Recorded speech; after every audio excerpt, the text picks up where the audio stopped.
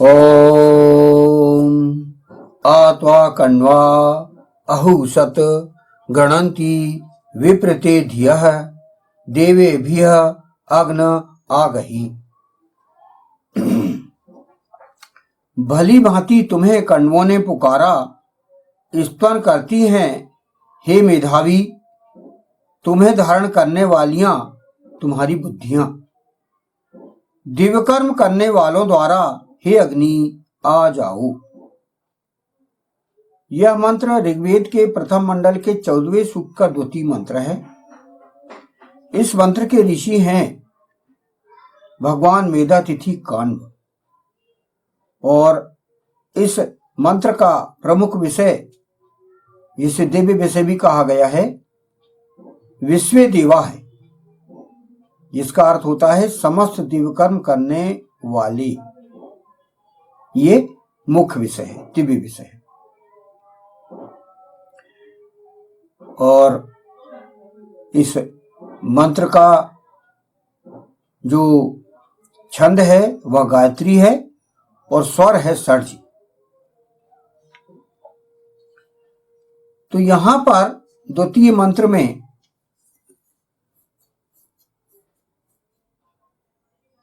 Footnote है, भली भांति तुम्हें कण्वों ने पुकारा। यहां पर कण्व शब्द आया है, इसकी व्याख्या इस मंत्र में की गई है। इसकी बारे में बताया गया कि भी कण्व क्या चीज होती है, कण्व क्या है। कण्वाहा का अर्थ आचार्य सायण ने इस प्रकार किया है। जो वेदाचार्य थे आचार्य सायण, उन्होंने कण्वाहा का अर्थ क्या किया है ये उन्होंने भाष्य किया है। उन्होंने इस कण्वाहा के विषय में कहा है, कण्वा मेधाविनः ऋत्विजः विप्र इत्यादिषु चतुर्विंशति संख्याकेषु मेधाविनामशु कण्व ऋभुरिति पठितम्। कण्वाहा कण शब्दार्थ असि प्रलटि कनीसी इत्यादिनाक्त नित्वादात उदात्तः। ये उन्होंने संस्कृत में कण्वाहा के बारे में कहा है। अर्थात कण्व शब्द से अभिप्रेत मेधावी ऋत्विज, मेधावी ऋत्विज, ये कण्व शब्द का अर्थ आचार्य सायण ने किया है। कण्व शब्द से अप्रेत मेधावी ऋत्विज है, जो चाहे जैसी भी परिस्थिति हो हर ऋतु में ईशान या ईश्वर का ईडन या उपासना किया करते हैं। उन्होंने ये कहा है, ये व्याख्या किया है कि कण्व कौन होते हैं, तो उन्होंने उसका शाब्दिक अर्थ बताया है मेधावी ऋत्विज, और उसका और व्याख्या और की गई है, जिसका और शब्दार्थ और व्याख्या की गई है कि जो चाहे जैसी भी परिस्थिति हो हर ऋतु में ईश्वर का ईडन किया करते हो, ऐसे व्यक्ति कण्व कहलाते। हर परिस्थिति में हर ऋतु में वो ईश्वर की उपासना करते, वे कण्व कहलाते। ये आचार्य सायण ने उनके भाष्य में किया है। अब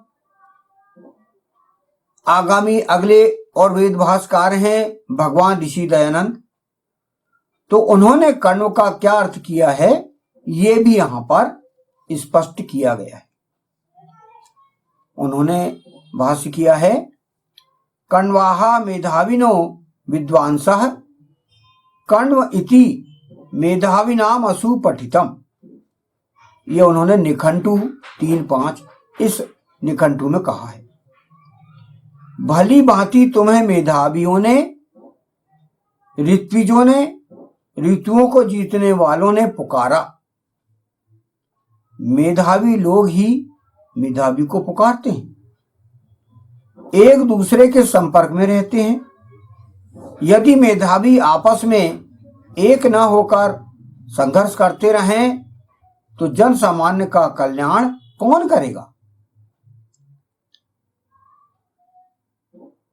तो यहाँ मेधावियों में एकता होना चाहिए, उनमें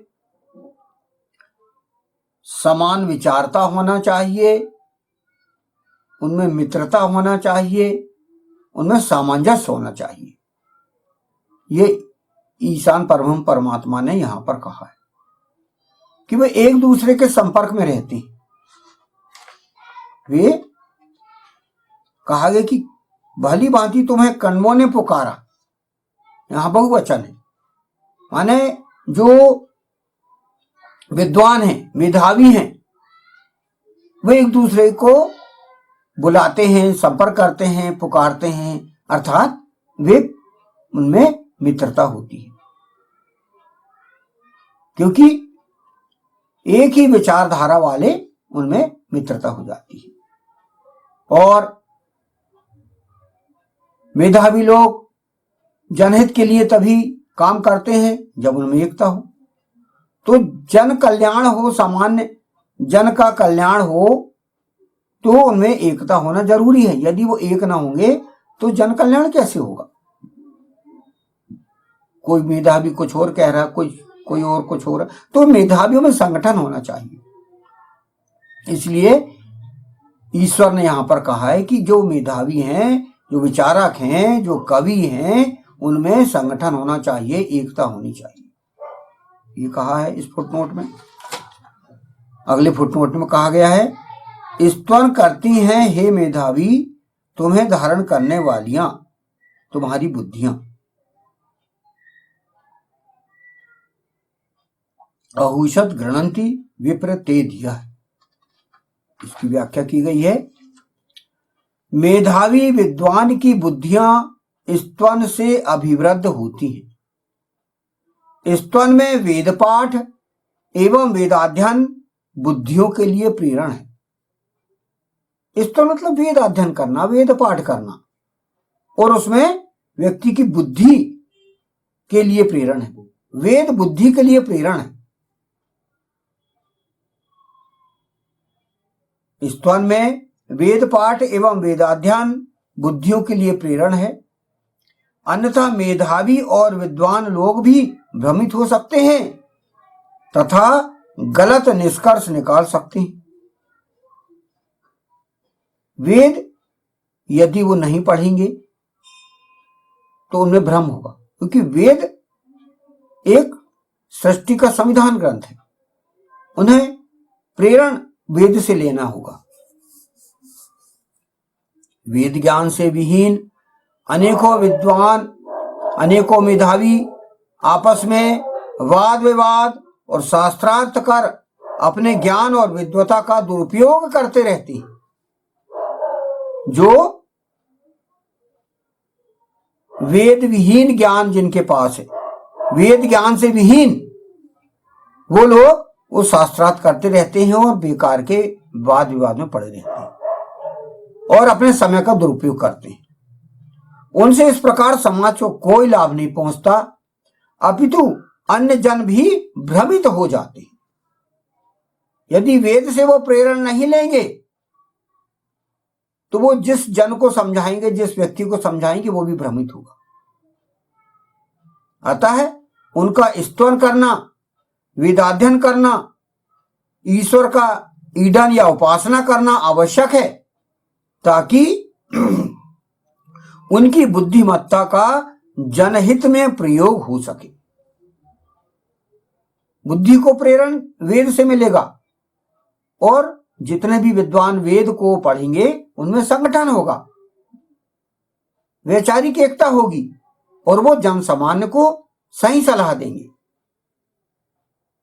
तो यहां पर वही बात की गई कि जनहित के लिए विद्वानों का एक होना जरूरी है और विद्वानों का वेदाध्ययन होना जरूरी। मेधावी को धारण करने वालियों द्वारा स्तवन करना, ईशान अर्थात ईश्वर का ईडन करना, उनके दाम्पत्य जीवन को सुखमय बनाता है। उनका पारिवारिक जीवन अधिक सरल और सफल होता है। जहां पति पत्नी दोनों स्तवन करने वाले हों, वहां दोनों में अधिक तालमेल और संतुलन पाया जाना स्वाभाविक है।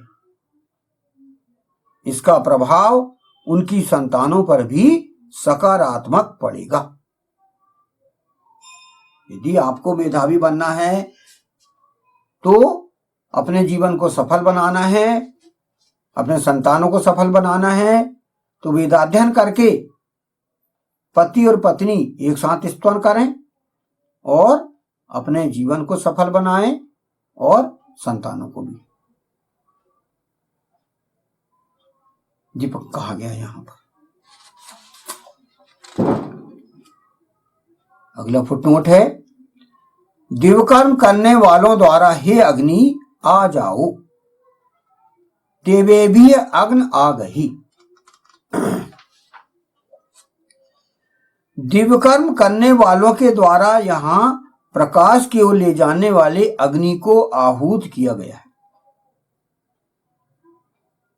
जो दिव्यकर्म करने वाले हैं वे प्रकाश की ओर ले जाने वाले अर्थात ईश्वर, ईशान को आहूत करने के लिए कहा गया है। आहूत कर रहा है, ईशान को आहूत कर रहा है।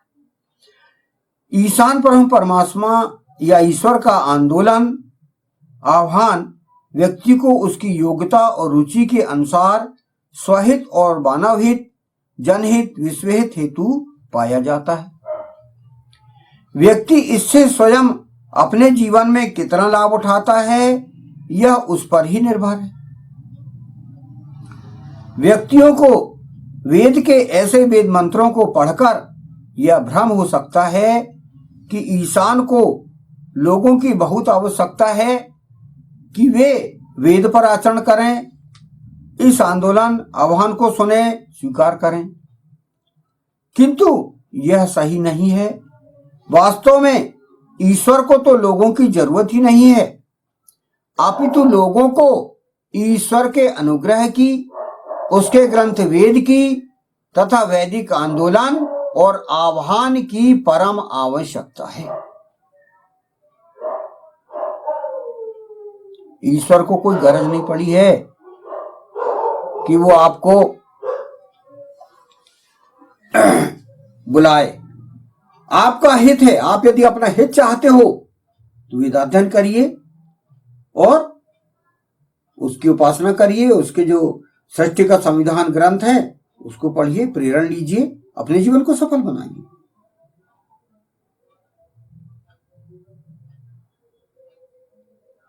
यदि ऐसा लगता कि ईशान को या ईश्वर को हमारी जरूरत है तो यह उसकी महानता है, किंतु हमें हमारे जीवन को सफल बनाने के लिए वेद की ओर आना अनिवार्य है,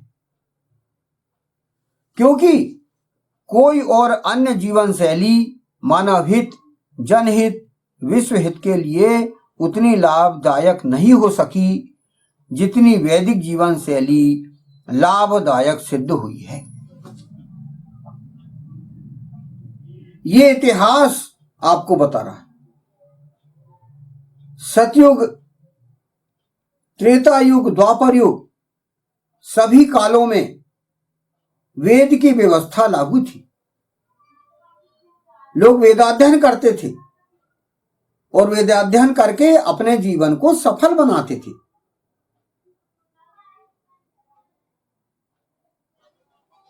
लाखों करोड़ों साल का इतिहास हमारे ग्रंथों में पाया जाता है। इससे हम प्रेरणा ले सकते हैं। जो दिव्य कर्म करने वाले हैं उनके इतिहास को हम देख सकते हैं, पढ़ सकते हैं। ग्रंथों में है, पुराण आदि ग्रंथों में है, उससे पढ़ सकते हैं और उसी से प्रेरणा लेकर कई धारावाहिक टीवी में चल रहे हैं, उनसे आप प्रेरणा ले सकते हो कि किस प्रकार दिव्य कर्म करने वाले पुरुष औरत का जीवन था, वेद पर आचरण करने वालों का जीवन कैसा होता है। ये हम सतयुग के इतिहास में, त्रेता युग के इतिहास में, द्वापर युग के इतिहास में देख सकते हैं। उनसे हम शिक्षा ले सकते हैं और अपने जीवन को सफल बना सकते हैं। तो ये द्वितीय मंत्र में आपको यही कहा गया है कि जो मेधावी हैं, विद्वान हैं, कर्ण लोग हैं, वो एक दूसरे से संपर्क करें, संगठन बनाएं और वे वेदाध्ययन करके अपनी बुद्धि वेद से प्रेरित करें, वेद के माध्यम से अपनी बुद्धि को बढ़ाएं, अभिवृद्ध करें और दिव्यकर्म करने वालों का हित करें। तो ये यहां पर इस द्वितीय मंत्र का यहां पर भाष्य समाप्त होता है। भली भांति तुम्हें कण्वों ने पुकारा, स्तवन करती हैं हे मेधावी, तुम्हें धारण करने वालियां तुम्हारी बुद्धियां, दिव्यकर्म करने वालों द्वारा हे अग्नि आ जाओ। ओम आत्वा कण्वा अहुषत गणन्ति विप्रते धियः देवेभिः अग्न आगहि।